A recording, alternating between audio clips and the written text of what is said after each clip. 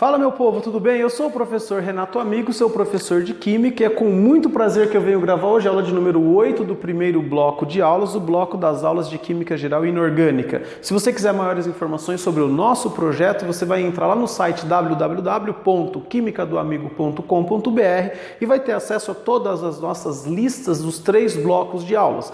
Bloco de aulas 1, Química Geral e Inorgânica, bloco 2, Físico-Química, bloco 3, Química Inorgânica. Além disso, lá no meu site você tem uma série de links interessantes, informações sobre os vestibulares, orientações de estudos e listas de exercícios, que é o nosso diferencial. Você faz o download, tenta resolver na sua casa. Na sequência, a gente grava aulas aqui em vídeo com as resoluções comentadas da lista para que você possa aí fechar todo o círculo, todo o circuito de aprendizagem, para que você possa, de repente, aprender química de uma forma diferente. Tudo bem? Seja muito bem-vindo, seja muito bem-vinda. E hoje a gente vai falar sobre fenômenos físicos e químicos. Essa aula vai ter uma parte teórica aqui na lousa e uma parte prática, onde a gente vai para o laboratório e eu irei mostrar para vocês algumas transformações químicas. Tudo bem? Vamos lá, o que é um fenômeno? Fenômeno é qualquer evento que a gente possa analisar. Então, qualquer acontecimento que a gente analise, então olha lá, qualquer acontecimento analisado. É bem simples mesmo a definição de fenômeno. Então lá, qualquer acontecimento que você pode analisar. E esses fenômenos eles podem ter N classificações. Qual é a classificação que a gente estuda nas nossas aulas de química? A gente estuda a diferença entre fenômenos físicos e fenômenos químicos. Então, o que precisa ter um fenômeno para ser classificado como fenômeno físico? Vamos pegar aqui um exemplo. Eu tenho aqui, sei lá, a substância X. Ocorre um fenômeno com ela, ou seja, ocorre algum acontecimento e ela continua sendo a substância X. Ou seja, quando não muda a composição da substância, quando não altera a composição da substância, eu digo que ocorreu um fenômeno físico. Pessoal, o que é comum de ser cobrado de vocês nessa história de fenômenos físicos e químicos? Eles vão te dar algumas evidências, eles vão te dar alguns acontecimentos, eles vão escrever alguma situação, eles vão pedir para que você identifique se o fenômeno é físico ou químico. Muito cuidado, então, com essas dicas que a gente vai dar para vocês. O que é um fenômeno físico? Olha, qualquer mudança de estado é característica de fenômenos físicos. Então lá, qualquer mudança de estado. Às vezes o cara tenta te pegar pela nomenclatura. Ele te fala lá, ó, sublimação da naftalina. Aí você fala assim, ó, sublimação, um nome meio diferente, deve ser químico. Não, é físico. Porque afinal de contas a naftalina passou só do estado sólido para o gasoso. Ela continuou sendo naftalina. Então a substância X continuou sendo substância X após o fenômeno. Então qualquer mudança de estado, umas palavrinhas que os caras adoram usar, por exemplo, a fragmentação.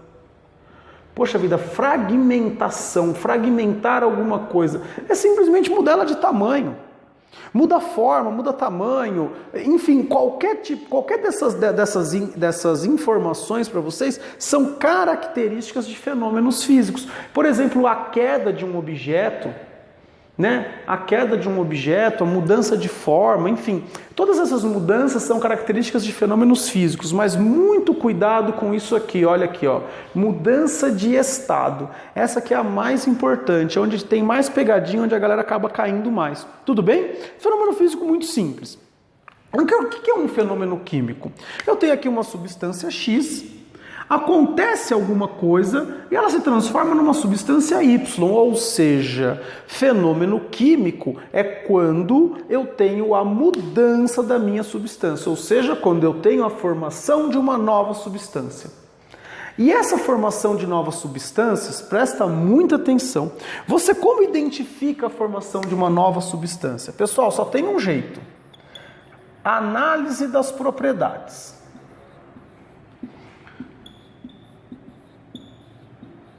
Pessoal, a gente não viu que as propriedades caracterizam as substâncias? Então, como que você vai dizer que a substância X virou a substância Y? Ora, você vai analisar as propriedades da substância X, vai analisar as propriedades da substância Y e você vai dizer que realmente ocorreu um fenômeno químico ali. O grande detalhe é que não é fácil ficar analisando propriedades de qualquer coisa. Por isso, a gente usa muito em laboratório para identificar os fenômenos químicos, a gente usa muito evidências de transformação química. Então a gente tem algumas evidências que elas nos indicam a possibilidade de um fenômeno químico. Quais são essas evidências? Liberação de gases, mudança de coloração, formação de sólidos, formação de precipitados, aumento ou diminuição de temperatura sem necessariamente uma fonte externa, combustão espontânea, explosão, enfim, uma série de evidências de transformações que eu convido você agora a continuar aqui assistindo a nossa parte prática, ou seja, onde eu vou levar você para o laboratório e vou mostrar essas evidências para vocês na prática, tudo bem? Eu convido vocês então agora a ir ao laboratório comigo. Bom, pessoal, agora a gente chegou aqui no laboratório, onde a gente vai apresentar para vocês algumas reações, ou seja, algumas evidências de transformações químicas, como a gente discutiu lá na parte mais teórica. A gente viu que uma transformação química, quando ela ocorre, a gente tem certeza que a transformação química ocorreu quando a gente analisa as propriedades dos materiais, né? Ou seja, das substâncias formadas. Se as propriedades forem diferentes, a gente diz que aconteceu uma transformação química. O detalhe em que as transformações químicas, elas nos apresentam algumas evidências. E essas evidências, né, uma coisa a gente falar no quadro, mostrar para vocês, né, teoricamente, mas é muito mais interessante que você veja isso na prática. Por isso, a gente vai trabalhar aqui com vocês algumas evidências de transformação química. Por exemplo, liberação de gases, mudança de coloração, formação de sólidos precipitados. A gente vai trabalhar uma explosãozinha e uma combustão espontânea, para que você possa ver na prática quais são as evidências que um químico procura quando quando realiza uma reação química, uma transformação química. Pessoal, a nossa primeira evidência aqui, o que eu vou mostrar para vocês? Nesse tubo de ensaio eu tenho uma solução de ácido clorídrico, tudo bem? Ele é um líquido incolor. O que eu vou fazer? Eu vou colocar ele em contato com um pouquinho de magnésio metálico. Então vamos ver o que acontece quando um metal entra em contato com o ácido clorídrico. Então o magnésio metálico, para você dar uma olhadinha, esse sólido cinza aqui, bem bonitinho, tudo bem? Eu espero que você consiga enxergar direitinho aí de casa, tudo bem? Então o que a gente vai fazer? A gente vai colocar em contato o magnésio com o ácido clorídrico e você vai perceber, olha, uma efervescência. Né? Essa efervescência está me caracterizando aqui a liberação de um gás, tudo bem? Ó, você vê que é uma efervescência bem interessante, né? Você consegue captar, você consegue verificar isso, né? Aqui nessa minha demonstração. E você percebe então que essa é uma das evidências de uma transformação química, a liberação de gases, tudo bem? Se sobrar magnésio aqui, eu sei que todo o ácido já reagiu, ou então, se não sobrar nada do magnésio, eu sei que todo o magnésio reagiu. Você vê que um dos dois reagentes aqui vai estar em excesso. Tudo bem? Então vamos deixar essa reaçãozinha acontecendo aqui do lado e eu vou mostrar uma outra possibilidade de liberação de gases também. Onde eu vou pegar o mesmo ácido clorídrico e vou interagir com um pouquinho de carbonato de sódio. Carbonato de sódio é esse pozinho branco aqui que eu estou te mostrando. Então vamos colocar os dois para reagirem aqui, tudo bem? Você está olhando aí o ácido clorídrico. Vamos lá, olha só. Uma efervescência bastante intensa, né? Eu imagino que se você está prestando bastante atenção, você ouviu até um barulhinho aí, né? E você percebe que, olha, sobrou um pouco de carbonato aqui no fundo. Então é sinal que todo o ácido que estava presente no tubo já reagiu. Beleza? Aqui a nossa outra reaçãozinha também já acabou. Ó. Você percebe que sobra um pouco de magnésio. Né? Para mim está mais fácil que eu estou enxergando aqui. Ó. Sobrou um pouquinho de magnésio no tubo. Então é sinal que a reação também já terminou aqui. Todo o ácido clorídrico foi consumido. Tudo bem? Então essa primeira evidência que a gente mostrou é a liberação de gases. O que é interessante a gente ver? Então, essa é uma evidência, ou seja, é uma indicação que a reação química aconteceu. Eu vou mostrar outra para vocês agora, que é a formação de sólidos. Vamos lá, pessoal. Para mostrar a formação de precipitados, eu vou usar um pouco de hidróxido de sódio, uma solução de hidróxido de sódio, e uma solução de sulfato de cobre, essa solução de coloração azul bem bonita aqui.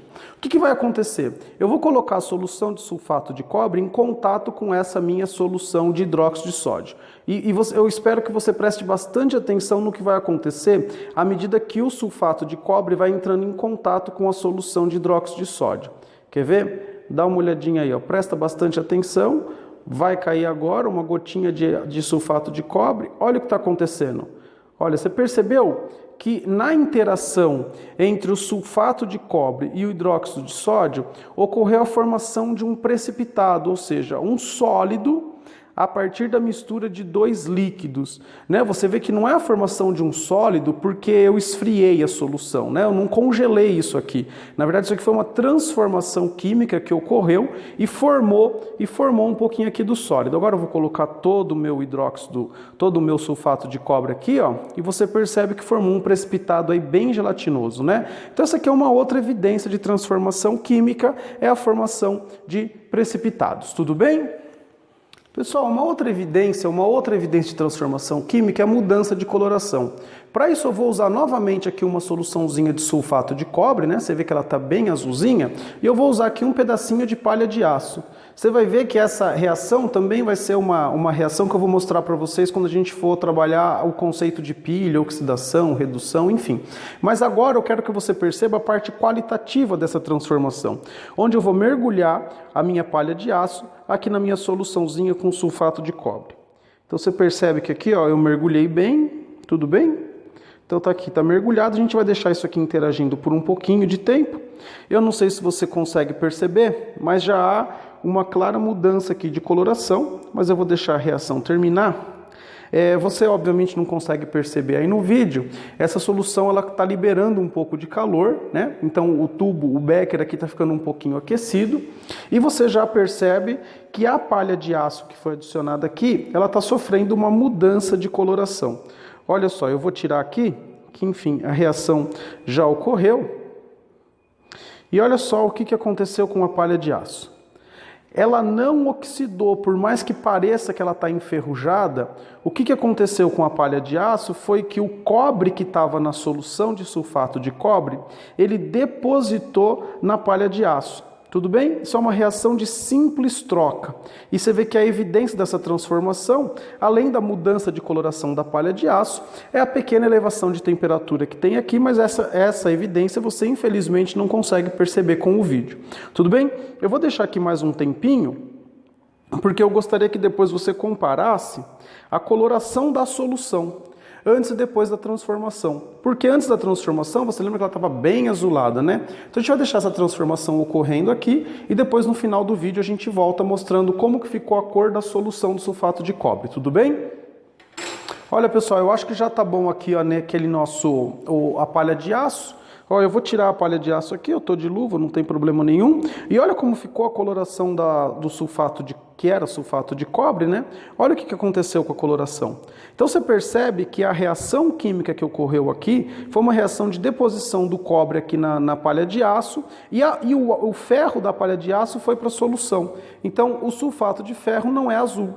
Por isso que você percebeu que a coloração azul da solução, ela desapareceu. Ficou essa coloração meio esverdeado aqui. Tudo bem? Então essa é mais uma evidência aí que a gente queria mostrar para vocês nessa aula. Pessoal, essa é uma outra reação bastante interessante, onde eu vou usar um pouco de permanganato de potássio, que ele já está aqui macerado, ou seja, eu já deixei ele em pó, né? Eu aumentei aqui o máximo que eu consegui a superfície de contato dele, tudo bem? Então aqui, esse pozinho aqui que eu vou espalhar, esse aqui é um permanganato de potássio, né? E eu vou colocar ele para interagir com um pouquinho de glicerina. Então vamos ver o que vai acontecer quando o permanganato de potássio, ele interage com um pouco de glicerina. Então, presta bastante atenção nessa transformação, que ela também é uma transformação química bastante interessante aí, uma evidência bastante legal para mostrar para vocês, tudo bem? Olha lá, coloquei para interagir, então a reação aparentemente não está acontecendo nada, e se você prestar atenção, em alguns minutos a reação vai começar a liberar um calor e vai ocorrer uma combustão espontânea ali do meu permanganato de potássio em contato com a glicerina. Então você percebe que eu coloquei algumas gotinhas separadas para justamente você ver a reação acontecendo, tudo bem?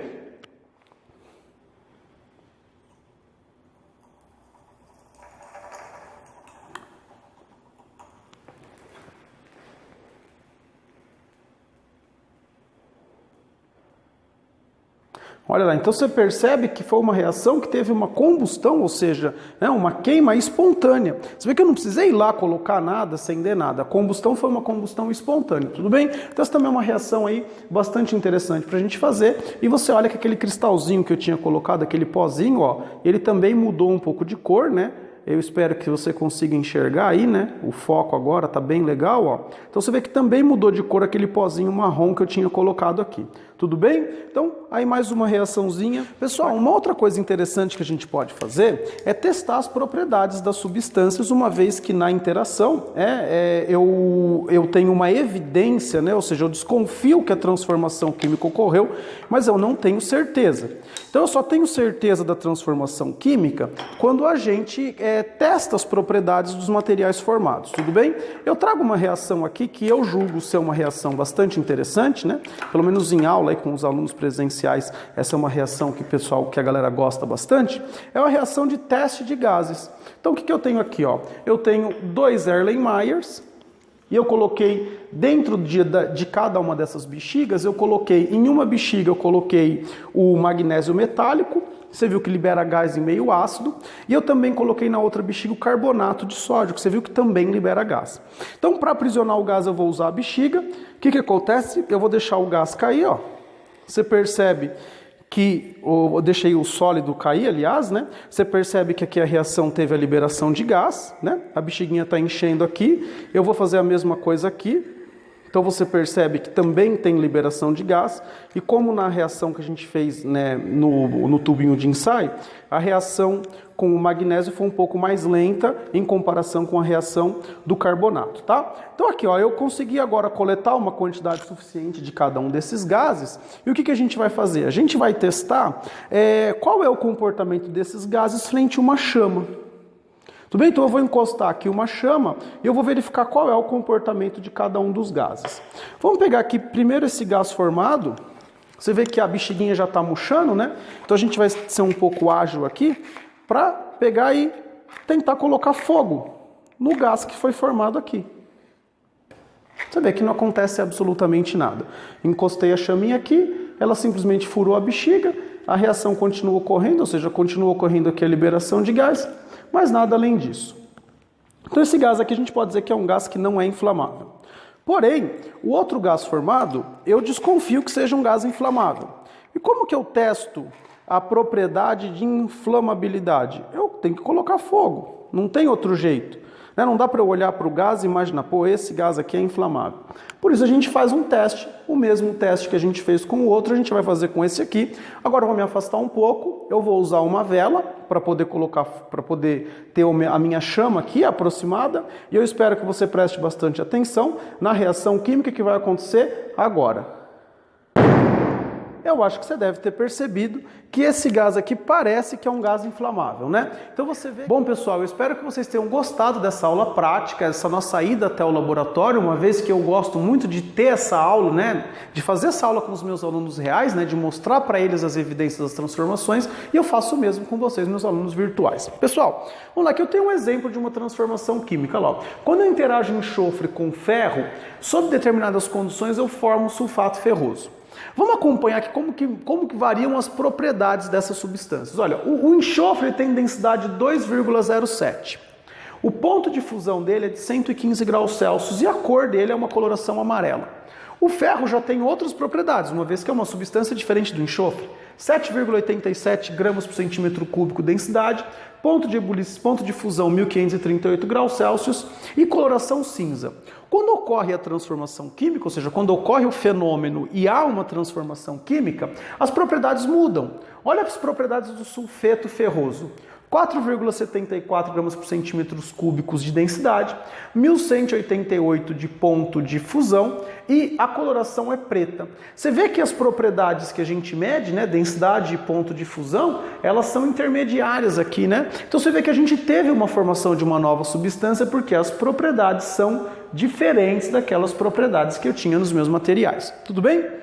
Como a gente representa e classifica uma transformação química? Nessa aula a gente já aproveita para mostrar esses detalhes para vocês.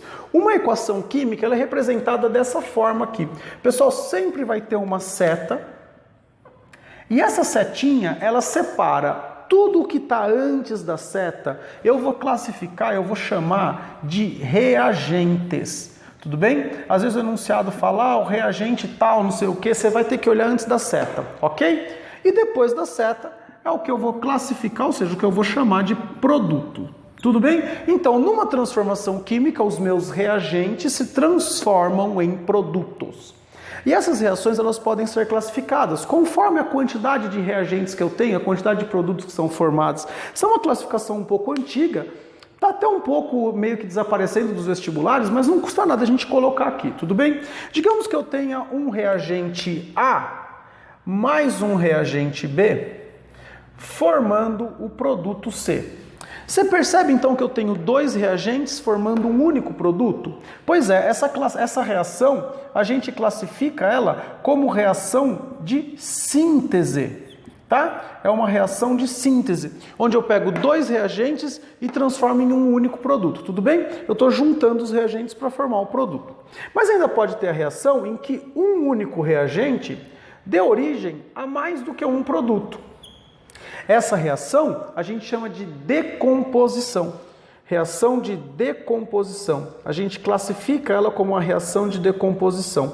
Ou seja, eu estou decompondo o meu reagente A nos produtos B e C. Tudo bem? Então, reaçãozinha onde você tem apenas um reagente formando mais do que um produto, você vai chamar de reação de decomposição.